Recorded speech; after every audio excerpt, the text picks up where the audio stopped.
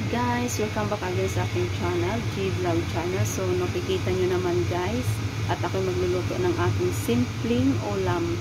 Simpleng ulam sa nag-iisa sa bahay dahil ako'y iniwan nila at umuwi sila ng China. So guys, ito na nga ang sibuyas, bawang, at century tuna hot and spicy. So, alam nyo na guys kung paano ito lulutuin.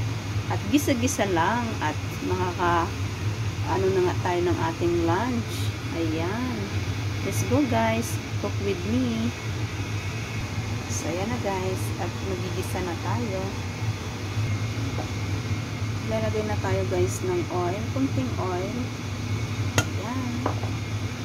Siyempre, ilublob na natin guys ang bawang sa sibuyas. Ayan. O diba? Ganyan lang, gisa-gisa. I'm not a good cooker, but I want to eat this. Na-miss ko ito guys. First time I cook this. O diba? Siyempre, isunod na natin ang century tuna.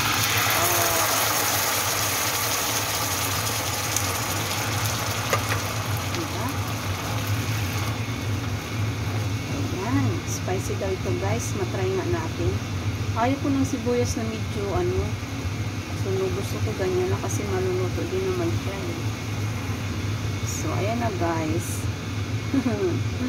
O diba? At least may sabaw. Namiss ko ito eh. O diba? At ilalagay na natin ang gulay. Basta ganyan lang magluto guys. Gisa-gisa, ilublob lahat. Okay na. Basta luto. Yun, ganun lang magluto guys. Napakasimple. O diba? Lutong ano to guys. Pacham. Nagamitan nga natin guys ng chopstick.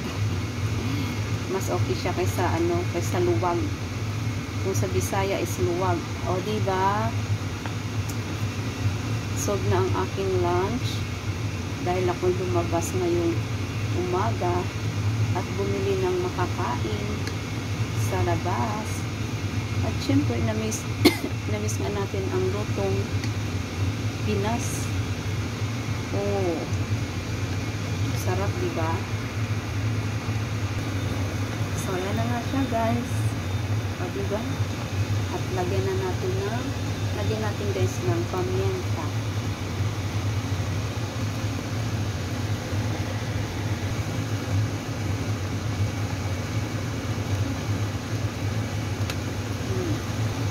Siyempre, asin, konti.